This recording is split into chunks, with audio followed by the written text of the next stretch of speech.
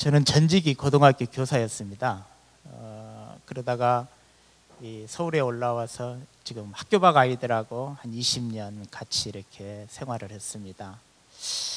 그 학교 밖 아이들하고 한 20년 생활하면서 처음에는 제가 길거리 상담소를 통해서 이제 특히 토요일 날 밤에 아이들을 찾아가는 그 지역사회 속에서 이렇게 아이들을 만나는 과정을 했습니다.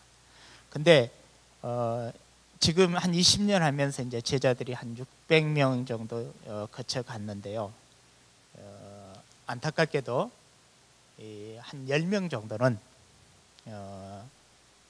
스스로 자기 목숨을 자기 스스로가 이렇게 자살하는 그런 아픔이 있습니다. 그래서 저는 이제 자살 이야기 나오면은 굉장히 마음이 무겁습니다.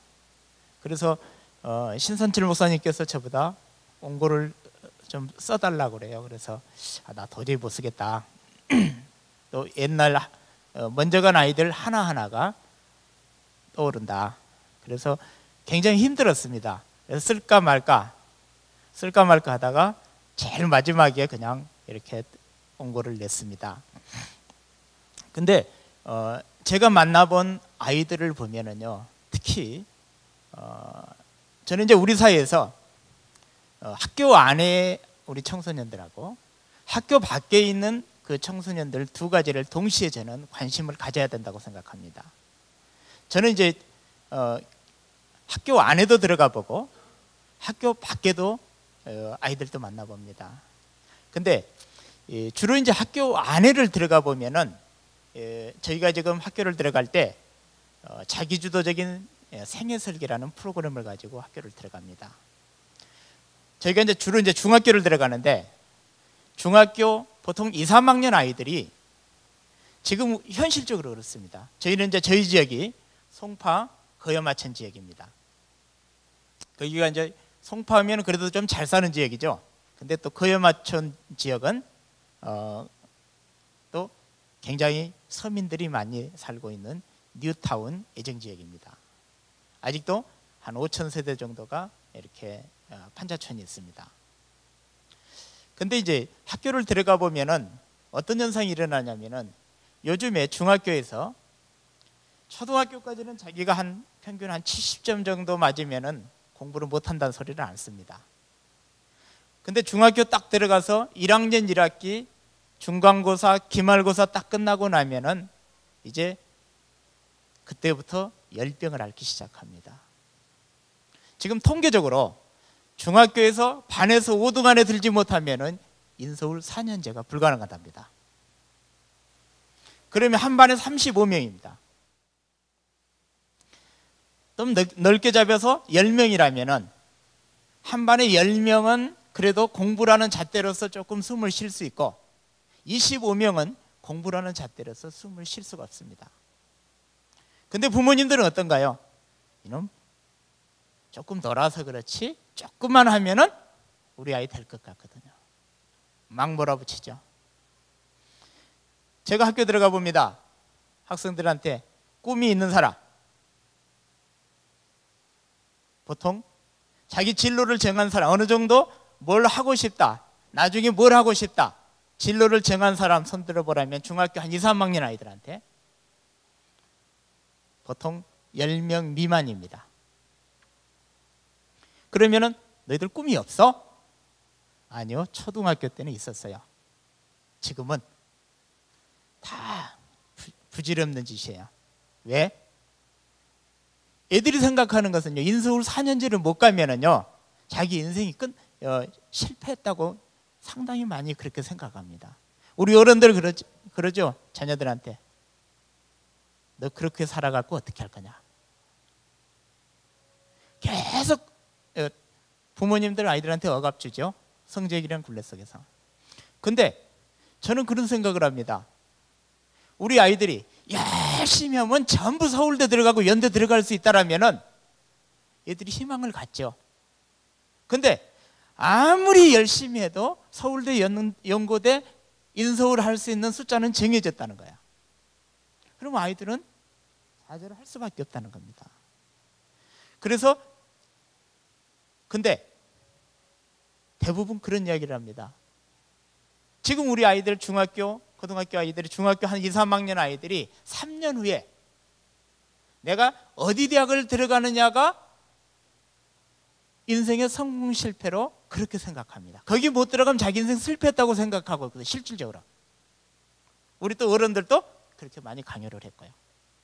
근데 직업은 수없이 많습니다. 또 우리 학생들 만나보면은 진짜 군뱅이도 구르는 재주가 있는데 우리 아이들 각자 다 재능이 있습니다.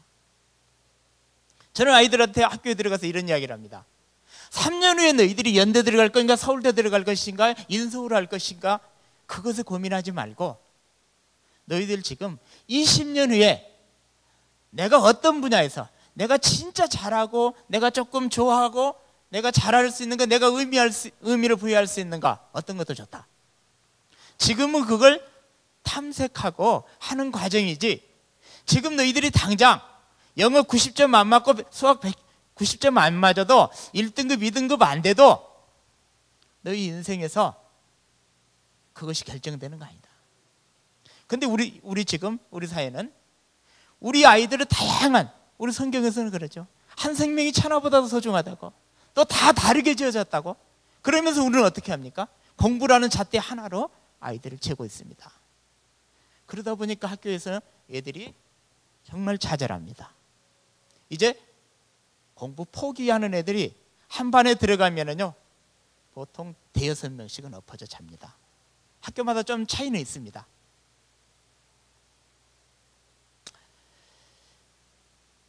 저는 이제 지역에서 그동안 학교 밖 아이들을 쭉 해왔습니다. 초기에는 이제 길거리 상담소를 통해서 특히 이제 우리 지역 같은 데 보면은 공원이나 흠이진 곳이 많습니다. 거기에 가 보면은 애들이 지금 제가 그 여러 가지 그 원고는 지금 써놨는데 그것이 별로 중요한 건 아닐 것 같아요. 그래서 원고는 한번 읽어보시면 좀 참조가 될 것 같고요.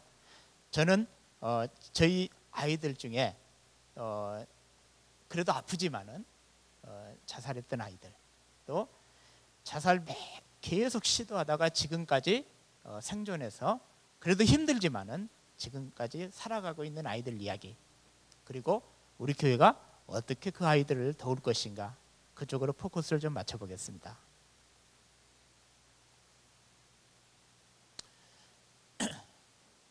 이 부분은 먼저 발표하신 분들이 이렇게 다 발표해서 이건 넘어가겠습니다. 또 이것도 다 넘어가겠습니다. 저희 사례 중에 장기 가출한 애가 있었습니다. 저 지방에서 엄마는 일찍 돌아가시고 아버지가 맨날 술만 드시고 하다가 어느 순간에 새엄마가 들어오시면서 도저히 못 살겠는 거야. 그래가지고 초등학교 6학년 겨울방학 때 서울로 올라왔습니다. 그래가지고 가출 사이트에서 들어가서 이렇게 또 형들을 만나고 이렇게 또 했습니다. 그러다가 이 친구가 이제 춥고 힘들고 그러니까 저희 지역이 초창기 때는 본드 천국이었습니다. 조금 후미진 곳에 가면은 그냥 그 본드 이렇게 했던 그 봉지 있죠. 봉지들이 나둥길고 저도 이렇게 공원 같은데 산속 조금 들어가면은 한 몇 녀석들이 이렇게 혼자 하는 게 아니라 한 대여섯 명씩 이렇게 합니다. 그러면 어느 순간에 보면 아이들이 막 이렇게 하고 있습니다. 이게 뭘까요? 이게 뭘까요? 막 이렇게 하고 있어요. 레이저 쏘는 거야. 또 막 이렇게 뭘까요? 장풍으로요. 학교도 날려버리고 자기한테 스트레스 주는 사람도 다 날려버려요. 한참 그러고 있으면은 이제 그렇게 할 때 저희가 들어가면 공격을 받습니다. 뒤에서 이렇게 한참 지켜보고 있다가 어느 정도 이제 다 끝나고 이게 어느 정도 이렇게 하고 나면은 이제 조금 있으면 비틀비틀하면서 이제 하나씩 내려옵니다. 그때 한 아이가 그때 여학생이랑 같이 했었는데 그 한 여학생이 그 애는 이것도 안 하고 이것도 안 하고 눈물만 계속 흘리고 있는 거야. 옆에서 지켜보니까 이렇게. 나중에 그랬어요. 야, 너는 왜 그렇게 울었냐? 그러니까는 자기 헤어졌던 남자친구를 떠올리면서 울었다는 거예요. 그래서 아이들이 이제 그 본드 같은 거 하면은 너는 왜 그렇게 하냐? 그러니까는 처음에는 호기심에 겨울에 춥고 막 그러면은 호기심에 친구들은 야 이거 해보면은 원하는 거 다 나온다 그러니까 했는데 조금 있으니까 이게 이제 처음에는 딱 할 때는 아무 생각 없이 머리만 띵해진대요. 그러다 조금 있으면은 이제 자기가 원하는 것이 보이고 자기가 원하는 것이 가상으로 다 풀려서 그 순간에는 자기가 원하는 욕구들을 다 한다. 저희 집에서 몇 년 전에 그런 적이 있었습니다. 중간고사 시간에 학생들이 공부를 안 했습니다. 근데 한 녀석이 옛날에는 상당히 꽤 오래됐을 때니까 그때는 한자 한문 시험을 보면은 이렇게 답안지에다 구멍 뚝뚝 뚫어가지고 이렇게 답이 나오는데 지 실력으로는 도저히 7개 중에 자기 실력으로는 2개 정도밖에 못 맞히는데 본드를 흡입하고 나서 답안 나오라 했는데 7개 중에 4개를 꽂은 거예요. 자기 친구들한테 야 공부할 필요 없어 우리 가서 나 이렇게 해서 맞췄어. 그래가지고 지하실 집에서 5녀석이 거기서 어떤 녀석은 본드하고 어떤 녀석은 부탄가스 있죠 하고 계속 그 안에서 분 거예요. 그러다 한 녀석이 약물을 하거나 이렇게 하고 나면 담배가 땡기잖아요. 담배가 땡겨서 불을 딱 붙였는데 폭발이 됐습니다. 지금 그 친구가 지금 29, 30 됐습니다. 그때 중학교 때 나이. 지금도 온몸에 화상을 가지고 살아갑니다. 그런 케이스가 있습니다. 근데 그때 그 당시에 그렇게 어울리던 한 애가 저에게 와서 떠돌다가 결국에는 본드의 환각 상태 속에서 친구네 집 우리 지역에 보면 이제 빌라가 있습니다. 빌라의 4층, 5층 그 꼭대기 있죠. 꼭대기 올라가서 자기는 이 세상이 너무 싫다고 이제 순간적으로 환각 속에서 뭐냐면은 자기가 새라고 하면서 그냥 날았는데 직사했습니다. 그런 친구가 있습니다. 또 한 친구는 거기도 이제 대부분 여기 지금 우리 학교 밖 아이들은 90%가 가정이 깨진 아이들입니다. 90%가 가정이 깨진 아이들이고 학교 밖 아이들은 또 학교에서 일정한 부분에 학교 부적응을 통해서 여러 가지 또 폭력으로 가해자도 될 수도 있고 피해자도 될 수 있고 그렇게 해서 학교를 벗어난 아이들입니다. 근데 한 친구는 지금 연예인 모방 자살을 했다는 것은 이 친구도 엄마하고 같이 살았습니다. 근데 굉장히 엄마가 식당을 했었어요. 근데 식당이 갑자기 안 된 거예요. 근데 엄마가 안 되니까 카드를 빌려서 했었고 그것이 사채업자까지 이제 된 거예요. 그래서 계속 문제가 이제 되다가 결국에는 얘는 굉장히 괜찮았었어요. 근데 학교 다니면서도 얘는 주유소에서 계속 아르바이트를 하며 다녔었습니다. 근데 갑자기 그 연예인 자살 사건이 있었습니다. 근데 제가 이 부분에 제가 지금도 이제 안타깝게 생각하는 것이 연예인이 자살하고 나서 똑같은 방법으로 그 이틀 후에 똑같은 방법으로 자살을 했는데요. 저도 몰랐습니다. 그때 제가 지방에 제가 출장을 아마 갔었던 것 같아요. 그때 이 목을 매는 그 전날 저에게 문자가 왔습니다. 선생님 너무 힘들어요. 정말 죽고 싶어요. 근데 저는 못 봤어요. 이제 문자로 왔으니까. 근데 그 친구가 딱 죽었다는 소식 듣고 제자들이 선생님 누구 죽었어요. 그래서 이제 병원에 장례식 경찰병원에 딱 가니까는 가보니까 진짜 죽은 거야. 그래서 핸드폰 열어보니까 그 문자가 있었습니다. 그래서 그때 내가 조금만 일찍 받았으면, 그걸 열어봤으면 하는 그런 생각이 듭니다. 그리고 이제 한 친구는 또 이 친구도 결손가정입니다. 저희 센터에서 검정고시라는 공부하던 친구였습니다. 근데 여자친구를 사귀었습니다. 여자친구는 고등학교를 다니고 있는 여자친구였고 애는 학교를 중퇴했습니다. 근데 사귀다가 여자친구가 야 우리 깨지자 한 거야. 그러니까 또 술을 먹고 가서 여자친구에게 사정을 했습니다. 아니야 나 너 더 이상 못 보겠어. 깨져 그런 거야. 그러니까 그 여자친구 집에서 밑으로 내려오는 것이 아니라 그 집에서 옥상으로 올라서 그 옥상에 그 빨랫줄 이렇게 그렇게 해서 또 죽었습니다. 또 한 여학생은 작년 재작년에 우리 사랑의 캠프에 데려갔던 여학생입니다. 이 친구는 계속 그 자살을 손목을 계속 그었던 여자입니다. 정신병원에도 엄마가 보냈고 또 한 번 할 때마다 정신병원에 몇 달 있다 또 나오고 몇 달 있다 나왔습니다. 그리고 우리 여름 캠프 또 같이 갔던 친구입니다. 근데 최근에 그러고 하고 나서 이 친구가 이제 나이는 이제 꽤 먹었습니다. 23살 됐는데요. 근데 연락이 이제 끊겼습니다. 근데 그때 같이 왔던 친구가 작년에 선생님 그의 결국 자살해 죽었어요. 그런 거예요. 근데 이런 문제를 볼 때 이 문제가 청소년들은 굉장히 오는 충동성이라고 하지만은 우리가 그 아이들이 너무나 지금 힘들다는 거야. 아이들 대부분 언어가 반대로 씁니다. 선생님 죽겠어요 그 소리가 뭐야? 나 살고 싶어요. 나 죽을래요 한 소리가 살고 싶다는 소리를 죽을래를 표현하거든요.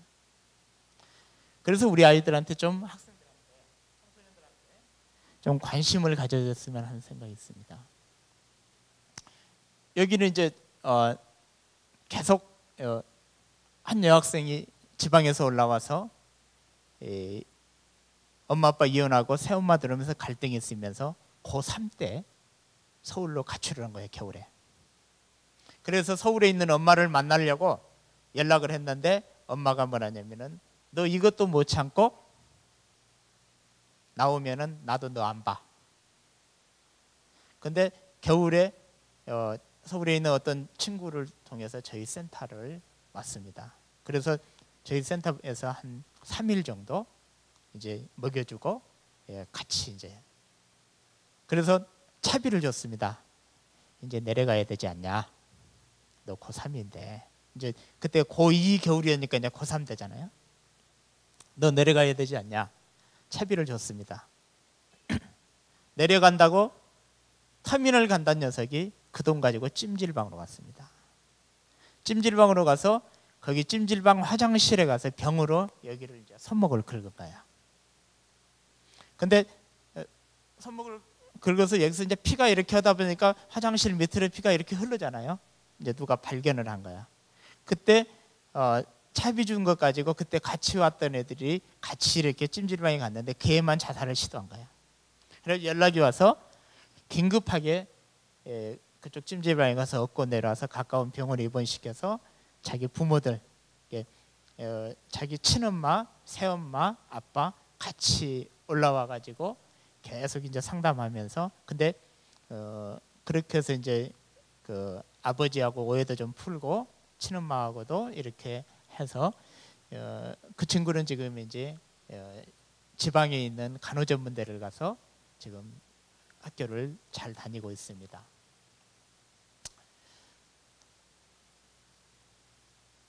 또 이제 여기 전부 다 결손가정입니다. 한 친구는 또 비만 내리면은 평상시는 괜찮습니다. 비만 내리면 한강으로 갑니다. 그래서 한강으로 가가지고 또 그 친구는 뭐랄까 자신 있게 떼내릴 용기도 아직은 없는 것 같습니다.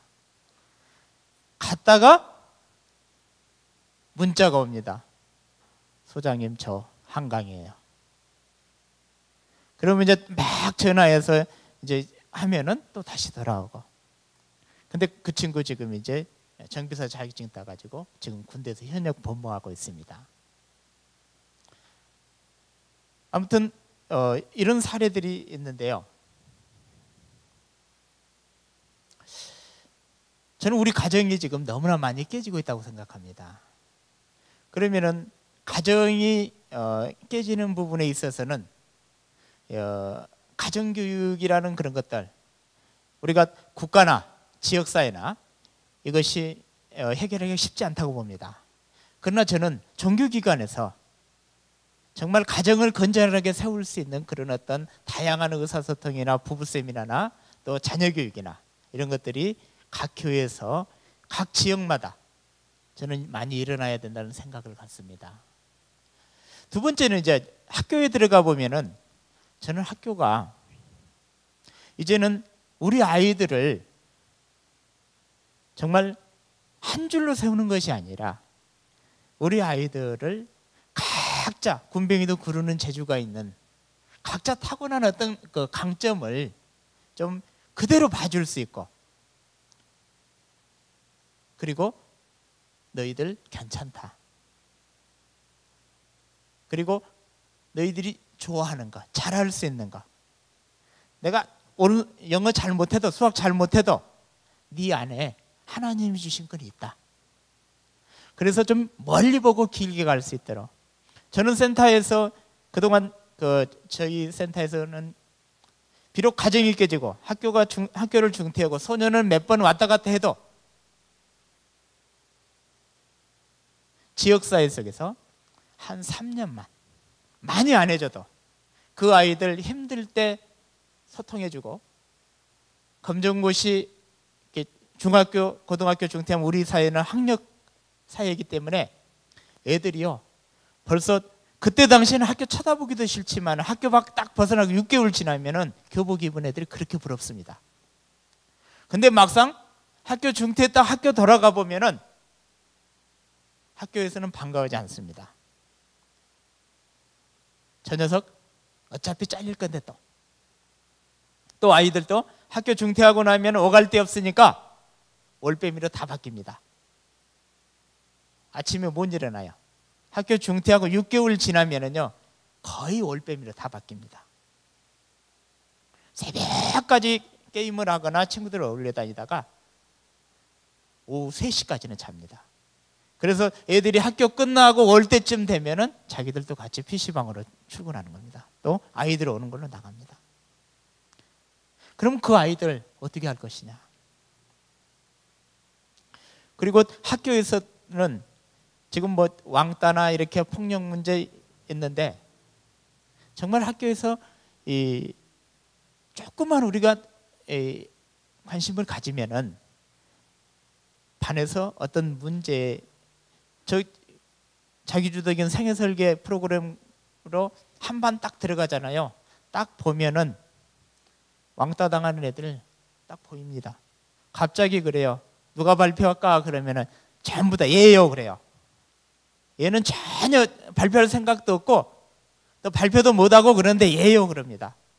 걔는 거기서 지금 완전히 왕따 당하고 있는 거예요. 또 조별을 짜잖아요. 그럼 어떤 녀석은 지 혼자 앉아 있어요. 학교 선생님들이 모를까요? 압니다. 근데 어떻게 해야 될지 그냥 시간도 없고 바쁘고 그것을 지금 국가에서는 못하고 있습니다. 우리 교회 전도하려고 얼마나 많은 커피도 돌리고 뭣도 돌립니까? 근데 저는 발상의 전환을 했으면 좋겠어요. 아이들을 교회에다 채우려고 할 것이 아니라 우리가 서 있는 그 지역 교회를 중심으로 반경 몇 킬로 정도는 우리가 힘든 사람이 없게 하기 위해서 우리 교회가 섬겨야 되겠다. 그들의 욕구가 지금 한국교회 지금 방점들이 어떻게 하면 건물 크게 지을까? 숫자 이런 개념이 아니라 우리 교회가 서 있는 그 지역에 조금 사각지역에 어둡고 고통스러운 한 영혼의 아픈 부분이 어딜까? 저는 그쪽으로 방점을 좀 돌리면 상당한 많은 부분이 저는 해결될 수 있다는 생각이 듭니다. 또한 1년에 전국적으로 약 7만 명 정도가 학교를 중퇴합니다. 서울시 전체에 학교 중퇴자들이 15,000명에서 17,000명 정도 1년에 쏟아집니다. 대안학교에서 수용할 수 있는 것은 600명입니다. 근데 뭐 유학을 보내거나 또 더 좋은 교육을 시키기 위해서 자발적 자퇴가 있다 할지라도 그런다 할지라도 한 12,000명 정도는 가정이 깨지면서 학교 중퇴하면서 학교에서도 안 되고 학교 밖에서도 이제 학교 밖 벗어나서 그 아이들이 갈 수 있는 것은 PC방이나 노래방이나 뒷골목입니다. 그 아이들이 움직이면서 지역사회 속에서 서로 영향을 주고받습니다. 이 문제, 특히 우리 한국교회가 학생부에 학교 중퇴한 애들이 오면은 반가워합니까? 벌써 경계하죠. 이 녀석 때문에 우리. 예수님은 우리 안에 있는 99마리보다 한 마리 양을 했는데 지금 우리 교회 실정은 99마리를 보호해야 되기 때문에 한 명 이놈은 내보내야 되는 겁니다. 싸늘한 눈초리로요. 그것이 우리가 자살로 유도하는 거 아닐까요? 저는 그 부분에서 이제는 우리 한국교회가 좀 인식이 저는 전환됐으면 좋겠다고 생각합니다. 그래서 천주교 같은 경우는 이렇게 참 네트워크가 성당마다 쫙 이렇게 네트워크가 됩니다. 근데 우리 기독교들은 우리 지금 교회는 개교회는 굉장히 열심히 합니다. 열심히 하는데 뭘 위한 열심이냐? 저는 그 부분을 다시 한번 그래서 이제는 교회를 키우고 숫자 늘리는 것보다는 저는 지금 기존에 우리 안에 있는 성도들 중에 혹시 이 순간에도 자살을 생각하지 않을까? 또 정말 힘들어서 대부분 저희 상담소에 많은 교회 다니는 성도들이 옵니다. 교회 목사님들은 차마 말 못합니다. 왜냐? 말했다가는 그 문제가 해결되는 것이 아니라 찍힙니다. 말 못합니다. 오히려 그것이 약점으로 잡힐까 봐. 저는 자살 문제도 마찬가지라고 봅니다. 이 부분을 서로가 저는 각 거점마다 교회들이 좀 네트워크에서 만약에 서울의 이쪽에 자살예방센터, 기독교 자살예방센터 하나 세워졌다고 저는 문제가 해결되지 않는다고 봅니다. 현장에서 철저히 그것이 네트워크되면서 다양한 정보들이 공유되면서 그래서 저는 먼저 목사님들 교육이 여기 안에서 먼저 좀 선행되고 또 여기 중역들, 교회 재직들 그리고 밑으로 내려가면서 계속 강단에서 이 부분이 목사님들이 정말 99마리 우리 안에 있는 99보다 우리 밖에 벼랑 끝에 있는 한 마리의 양들을 거기에 가치를 둘 때 저는 자살 문제 또 청소년 문제, 사각지역의 문제가 저는 해결된다고 생각합니다. 이상입니다.